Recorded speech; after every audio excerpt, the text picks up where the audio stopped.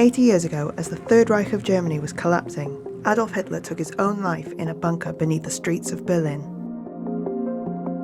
The Second World War in Europe was all but over, but Hitler's death didn't close the book.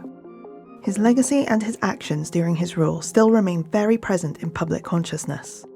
So why does a dictator whose regime ended in 1945 still appear in political debates and linger in our cultural memory?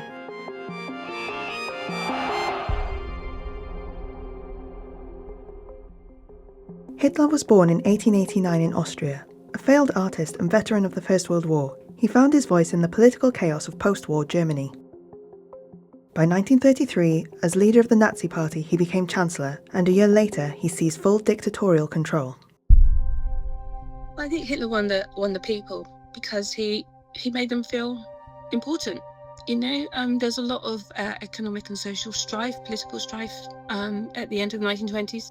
And then you've got this figure who pops up and says, I'm one of you, I'll bring you bread and work, and that's going to strike a chord. But beneath the populist appeal lay a brutal ideology, anti-Semitic, racist, and determined territorial conquest. Under Hitler, Germany invaded its neighbours, murdered millions, including 6 million Jews in the Holocaust, and plunged the world into the deadliest conflict in history. The climax of total German defeat is reached with the death of Berlin.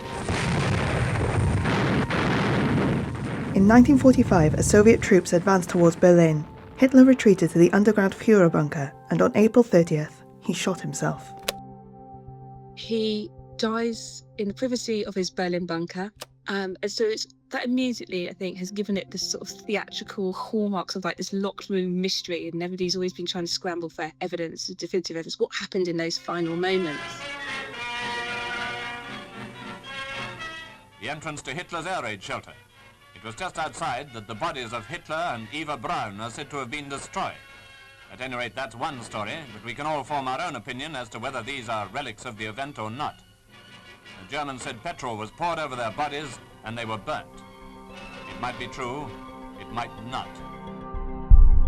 The Nazi regime had long been obsessed with spectacle and myth-making, and Hitler had no intention of allowing his body to be humiliated after death. Instead, he left instructions for his body to be burnt. The Soviets recovered his remains, which were eventually identified through dental records. He doesn't want to be posthumously paraded through the streets or humiliated in any way. It means, again, we can't find anything straight away, and so that, again, creates space for people to kind of cast doubt on his actual mortal status. Initial reports claimed he died in battle against the Soviets, but the Allies were slow to confirm the truth, and so disinformation thrived. Imagine if you're just a general reader, you're going to be a bit confused. Is he dead? I don't know. I'm hearing all these conflicting stories. Comparatively, Italy's fascist dictator Benito Mussolini was executed just before Hitler died, and his body was put on display and gruesomely attacked. Hitler vanished into smoke and ash, leaving fertile ground for conspiracy theories of sightings of him from South America to Japan, and space for his ideological spectre to grow.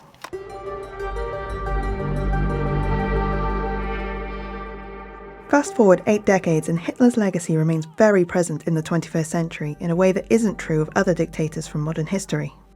Hitler's deeds are so monstrous that they put other politicians into the shadows. I think Hitler does have a legacy that haunts modern politics. You only have to look around at current discourse and see people invoking memories of the Nazi past every time someone authoritarian comes to power. From fringe rallies to accusations thrown at world leaders, references to Hitler and Nazism are there to be found. Following US President Donald Trump's inauguration in January, his billionaire backer Elon Musk was accused of throwing a Nazi salute at a rally, a claim he dismissed as tired. In Germany, the far-right AfD party has regularly been embroiled in a number of Nazi-related scandals from its members, and away from mainstream politics, marches and rallies from neo-Nazi organisations can be found all over. You know, fascism should be seen on a global scale as transnational, right? So there are many manifestations of fascism in other countries, such as Argentina, Colombia, Brazil, Japan, India. And so fascism is this sort of like, global contestation of liberal democracy, and you can identify many manifestations of it. But of course, Hitler remains a name that is constantly talked about, and Nazism remains constantly talked about. And of course, the first thing that comes to mind is the Holocaust.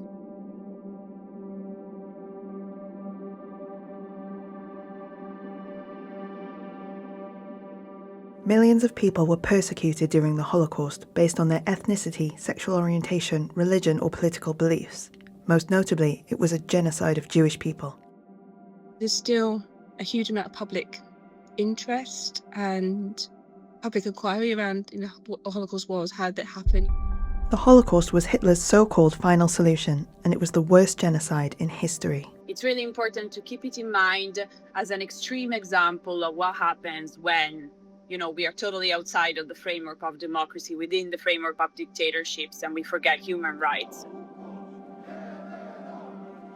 But how is this relevant to modern politics? Is fascism at risk of returning? We are now post a pandemic like we were in the 1920s, and there's economic hardship, and people are sort of like grappling with all sorts of issues that might lead them to turn towards the far right. I mean, of course, there are similarities. Symbols and language used by Hitler and the Nazi Party still generate controversies today. Every time Hitler's invoked, or the word Nazi's invoked, or people are debating, is that a Nazi salute, is it not?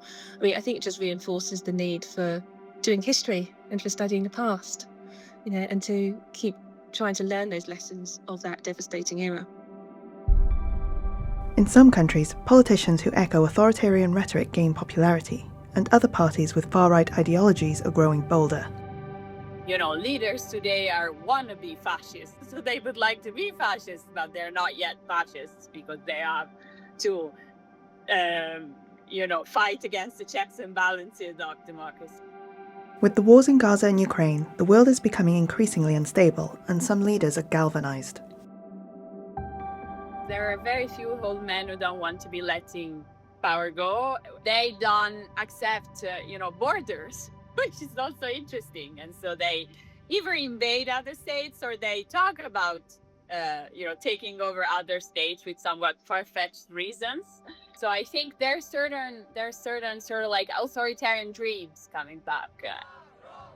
However, can continued accusations and comparisons to Hitler and Nazism as a shorthand for evil weaken the power of the words themselves?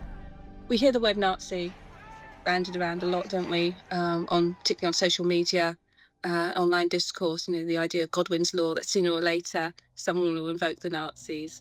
So I think it has become kind of overused. Maybe it's a bit lazy. Accusing people or regimes of being Nazis has even been used as a tool to justify invading a country. Russian President Vladimir Putin has repeatedly made baseless claims that Ukraine has a neo-Nazi regime, and the Russian Foreign Minister Sergei Lavrov went further to accuse the Ukrainian President Volodymyr Zelensky of being a neo-Nazi himself.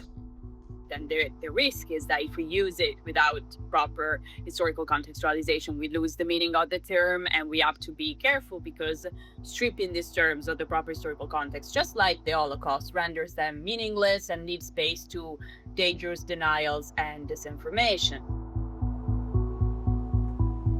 Almost a century after his death, remembering Hitler and the horrors he unleashed is perhaps more important than ever. It is clear that his legacy still impacts modern politics. The denazification efforts by the Allied forces couldn't eradicate the extreme ideology from existence. I think there is still this macabre fascination with Hitler, and his name and the word Nazi are invoked so often. People trying to shut down arguments they disagree with, or of course, just trying to highlight potential similarities between what he did and then things that might pop up in present day political discourse, maybe certain ideas or images, certain ways of othering groups that you don't necessarily agree with. That being said, the presence of Hitler's ideology remains. So is neo-Nazism dead? I don't think so. Because we see those slogans, we see those images on t-shirts, we see rallies, and we see reminders constantly that some of the language of Nazism reappears in modern politics. Not only scholars, but most of the world agree that it is necessary for society to question how Hitler was allowed to become the man he was, and to remember and learn from the past to prevent history from repeating itself in the future.